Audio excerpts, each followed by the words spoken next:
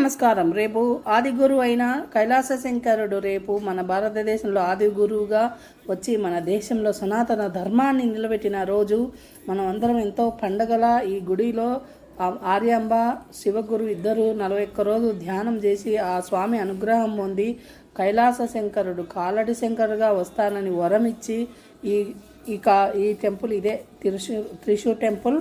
ఇక్కడ ఆదిగురువు జన్మించిన ప్లేసు, స్థలము, ఇండ్లు, అమ్మవారి ఆర్యాంబ సమాధి, అందరు శ్రీకృష్ణ టెంపుల్ అంది ఆర్యాంబ సమాధి పక్కనే దీపమున్న ప్లేస్లోనే స్వామి జన్మించాడు.